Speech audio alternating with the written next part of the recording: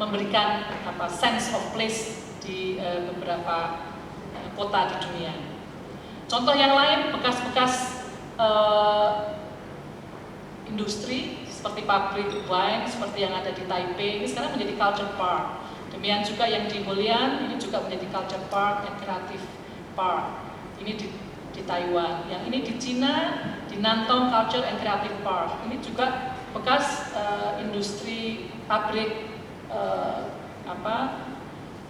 pabrik tekstil. Sementara pabrik kita Purwosani sudah menjadi hotel dan Purwosaninya dipindahkan dan sekarang sudah tinggal roksokan. Jadi, nah ini kita juga perlu mencermati gitu, bagaimana pergerakan yang ada di belahan bumi. Nah ini menarik lagi, kami mendapatkan usulan dan itu selaras dengan apa gagasan kami dari Mas Mamang Firmansyah, ini alumni arsitektur. Beliau mengusulkan banyak-banyak jalan di Yogyakarta yang perlu dirancang, sebenarnya sangat sederhana, tetapi terkait erat dengan bagaimana penataan ruang luar, penataan vegetasi, dan juga penataan desain untuk penanda iklan seperti ini. Dan ini nanti kami akan minta juga Pak, sebelum kita berpisah di dalam kelompok-kelompok, nanti kami minta Pak Mamang juga menyampaikan di balik gagasan ini sebenarnya kenapa, apa yang beliau sampai menggambarkan dan menginginkan ini bisa dilaksanakan di Yogyakarta. Sementara olah desain panorama, terus terang kami yang dari UGM agak malu juga karena kami menutupi Merapi yang harusnya jangan sampai ditutupi. Karena sekarang ini gedung pusatnya yang dulu cantik sekali tanpa penutup, sekarang sudah ditutup perpustakaan, sudah ditutup Geraha Sabah, dan Geraha Sabahnya lebih tinggi dari Gunung Merapi sebetulnya. Nah, gagasan lebih lanjut adalah bagaimana kita mengembangkan keterkaitan antara kawasan-kawasan pusaka tadi dengan sumbu utamanya di tengah, Malioboro, Margomulyo, Margo Agung, dari pantai selatan sampai Gunung Merapi, Marga Utomo. Kemudian kita akan mengembangkan bagaimana keterkaitan antara kawasan-kawasan itu dengan sumbu-sumbu yang menjadikan kekuatan dari Yogyakarta itu. Dan ini yang menjadi upaya untuk kita menggunakan sistem yang sudah kami siapkan tadi. Nanti kami akan satu persatu menunjukkan ini dan bagaimana hubungan antara kawasan yang sudah ditetapkan oleh pemerintah ditambahkan yang belum, plus ada usulan-usulan bagaimana kita bisa mengembangkan pleret, kertol yang sekarang sebenarnya sudah hilang dari secara fisik, tetapi sebenarnya secara non fisik intangible-nya masih terlihat dengan jelas. Termasuk juga ini adalah patok negoro yang menjadikan kekuatan dari Yogyakarta, yang nanti kedepannya kita akan menata menjadi seperti ini. Bu Titik, kita nanti saja langsung di ruangan ini, beliau nanti akan memegang di sini. Tapi sebelum kita menutup ini, saya mengundang Pak Mamang monggo di depan untuk menyampaikan ya.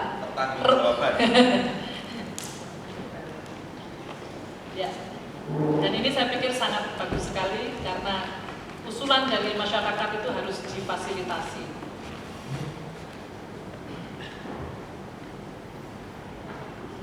Terima kasih, Bu Sita.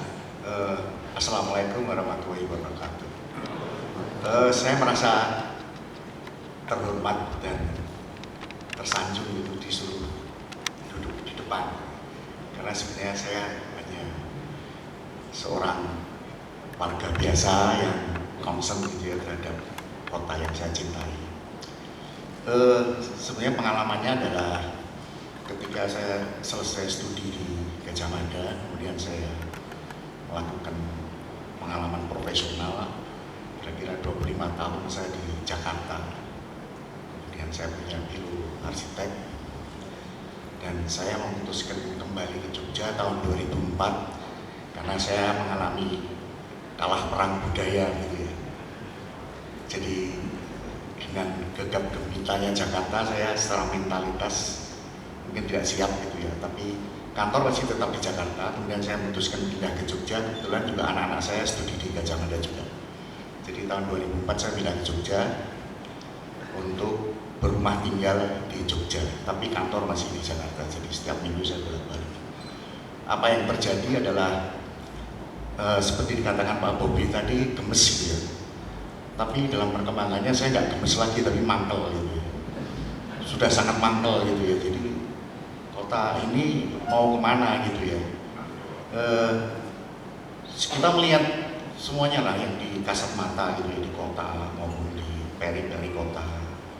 Kita sepintas tadi lihat iklan yang menteror warga gitu ya secara psikologis, bahwa ruang publik itu seolah haknya penguasa. Warga tidak punya hak terhadap ruang publik. Padahal ruang publik itu milik kita bersama. Jadi warga itu punya hak bahwa kita harus bisa menikmati ruang publik yang nyaman, bagaimana bisa melakukan kontemplasi, tidak semua dijejali dengan hukum-hukum ekonomi dan seterusnya dan seterusnya. Apa akibatnya? Kota menjadi liar. Kota tidak bisa, kita mencari tempat yang nyaman saja di Jogja tidak akan dapat gitu ya. Karena kita jalan di trotoar aja kita bisa tersandung-sandung dan kita harus belok-belok gitu ya. Kalau kita jalan di depan Panti Rapih aja, kalau saya dari olahraga pagi jalan dari Panti Rapih itu saya selalu keluar lagi dari trotoar, dan saya takut disabar motor gitu ya. Ini luar biasa. Jadi buat saya Jogja ini akan menjadi kota yang boring di kemudian hari, membosankan, di mana kita tidak punya zonasi. Semua jalan itu adalah wajahnya wajah ekonomi, ruko-ruko dan seterusnya dan seterusnya. Jadi belum lagi kita melihat sebetulnya adalah hal-hal yang sederhana gitu ya. Jadi, nah kalau kita melihat bagaimana ruwetnya peri-peri kota, bagaimana antara kota Madia dan kabupaten tidak ada sinkronisasi, daerahnya dibiarkan liar gitu aja ya. Jadi nggak ada trotoar di Jalan Kaliurang, nggak ada trotoar, nggak ada saluran dan seterusnya dan seterusnya. Terus saya jadi pertanyaan besarnya adalah kenapa kota-kota lain bisa, kota Jogja tidak bisa gitu. Saya ke Karanganyar, ke kota-kota kecil, begitu lihat masuk kota itu kok indah gitu, bagus, hijau gitu ya. Terus akarnya, pertanyaan besarnya kenapa gitu ya. Ini ada joke ya, tapi jangan mungkin diinterpretasikan macam-macam ya. Jadi baru-baru ini saya ke Solo naik taksi gitu ya. Naik taksi, terus Pak sopirnya nanya saya, Bapak saking Budi. Nama saya Firmansyah, tapi saya asli Jogja gitu. Bapak saking Budi, saya Jogja Pak. Loh kenapa? Wah Pak, nun sewu ya Pak, saya minta maaf ya Pak. Loh kenapa Pak? Solo yang mau Joni Wu pinter-pinter Pak. Wong Solo naik kalih wong Yojo kalah pinter. Ning wong Solo niku saged dados wali kota, saged dados gubernur, saged dados presiden. Nek wong Yojo niku dados gubernur mboten saged. Wah ini filosofis sekali ya pertanyaannya. Ya, jadi saya akhirnya dari pertanyaan sederhana itu saya mengambil akar bahwa sebetulnya hal-hal ini penting sekali, tapi sebenarnya adalah yang paling penting adalah mentalitas. Akarnya adalah di situ, sosial, budayanya. Jadi Yogyakarta kenapa tidak bisa seperti Solo, tidak bisa seperti Surabaya, tidak seperti Bandung gitu ya. Karena kita mempunyai keistimewaan yang itu sebenarnya berkah, anugerah dari Tuhan, tapi sekaligus menjadi beban mental buat para birokratnya. Karena birokratnya tidak punya mimpi, tidak punya visi, tidak punya inisiatif, tidak punya kreasi untuk membangun kotanya. Mereka setelah pakai wah ini kalau ngarso dalam nggak berenang gimana, kalau ini begini. Itu akarnya sebenarnya. Itu harus dibongkar semua sebetulnya. Keistimewaan harus dielaborasi menjadi hal yang positif. Jadi mereka yang jadi penguasa kota kabupaten itu nggak ada artinya kalau biasa-biasa saja. Sekarang udah nggak zamannya biasa-biasa memimpin. Harus luar biasa, harus punya mimpi, harus punya visi. Berani menyampaikan, Pak Sultan saya punya gagasan seperti ini, Pak Sultan saya punya ide seperti ini. Itu yang harus dielaborasi dan kita bersama-sama di sini. Soal hal-hal seperti ini adalah sebenarnya lebih ke teknis, tapi sebenarnya adalah di sini ada Pak Prof. PM Laksmono, jadi beliau saya hormati. Dan saya kira akarnya di situ Pak Prof. Jadi sejarah panjang Yogyakarta ini dari Kesultanan, terus sekarang apalagi menjadi istimewa. Ini ada sesuatu yang menjadi beban mental buat para birokrat. Jadi yang itu sebenarnya harus dibongkar pertama kali. Jadi kalau kita mau melaksanakan program apapun, yang dibongkar itu adalah pembuat keputusannya. Karena itu yang menjalankan semuanya akan bisa jalan nanti tidak. Kalau itu tidak dibongkar mentalnya, saya kira kita percuma melakukan seminar, konferensi internasional, ahli Busita luar biasa, Pak Bobi, Pak Ika Putra itu sudah apapun dilakukan sesuatu, tapi enggak, ya nanti tinggal di atas kertas masuk ke laci begitu. Karena mereka tidak punya mimpi, tidak punya inisiatif, tidak punya ide, tidak punya itu. Jadi pakai semua serba itu, jadi dibatasi oleh mentalitas yang seperti itu. Nah, saya kira saya hanya mengingatkan kita semua bahwa kita anugerah berkah menjadi istimewa, tapi seharusnya istimewa itu harusnya bisa lebih dari Surabaya, bisa harus lebih dari Bandung dan seterusnya. Karena kita istimewa, kita bisa mengelola daerah kita, kenapa tidak? Saya kira Busita itu saya jadi saya mudah-mudahan mangkal saya nanti jadi sembuh gitu ya, jadi nggak mangkal ya. Terima kasih. Assalamualaikum warahmatullahi wabarakatuh. Terima kasih Pak Mamang. Jadi Pak Mamang ini sekarang justru banyak berkaryanya di negara tetangga yang kecil, yaitu di Timur Timur. Karyanya banyak sekali di sana, laku keras. Jadi ini juga mudah-mudahan untuk Jogjanya nanti kalau beliau danganin penggali itu akan semakin berproduksi, menghasilkan karya-karya yang banyak yang akan disumbangkan untuk Yogyakarta. Di sini tidak ada tanya jawab, jadi tanya jawab diskusi akan disampaikan pada masing-masing kelompok. Dan di dalam kelompok ini nanti kita sudah menyiapkan ruang untuk kelompok 1 yang akan difasilitasi oleh Pak Bobi tentang keunggulan Kota Pusaka Yogyakarta, kelembagaan dan tata kelola Kota Pusaka Yogyakarta. Kelompok itu di ruang Nusantara, itu di sebelah sana.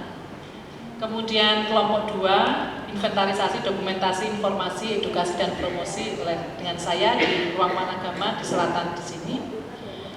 Ekonomi pusaka itu di ruang humaniora di atas.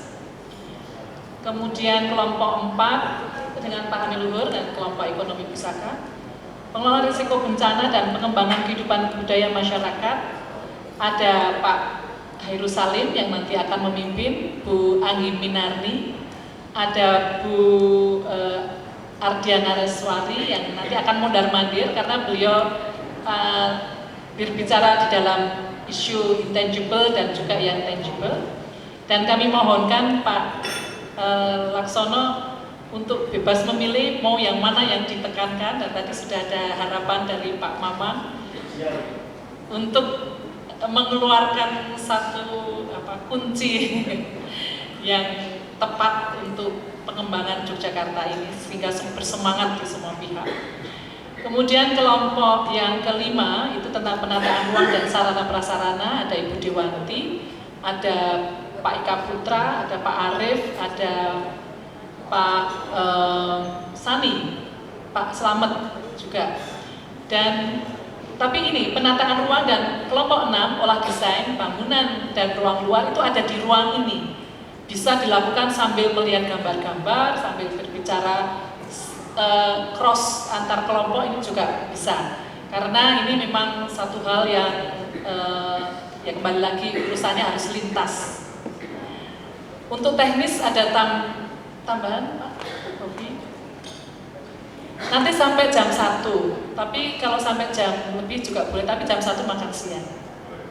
Gitu.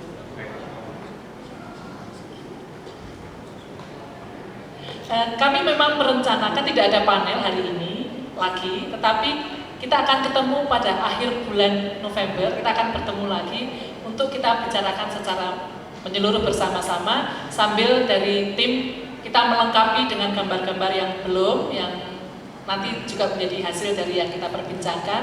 Dan kami juga terima kasih sekali, banyak sekali yang menuliskan langsung pada gambar-gambar itu, yang memang itu kita harapkan masukan-masukan dari Ibu dan Bapak sekalian. Baik, kalau tidak ada secara teknis tambahan, kita langsung saja menuju ke ruang-ruang yang sudah kita persiapkan. Kalau akan membawa gambarnya juga boleh untuk menjadi dibahas di sana. Ini akan saya pasang di sini terus untuk bisa menjadi acuan Ibu dan Bapak sekalian. Sekali lagi terima kasih untuk Ibu dan Bapak sekalian. Terima kasih Pak Bobi, Pak Kami Luhur, Bu Dwita, Bu Titik, dan Pak Mamang. Terima kasih. Wassalamualaikum warahmatullahi wabarakatuh.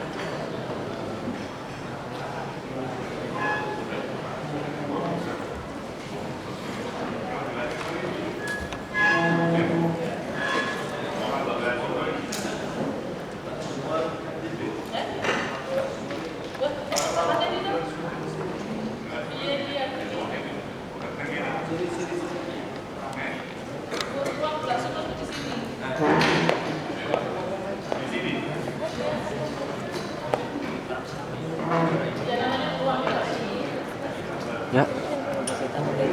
Oh, ini tak kasihin aja.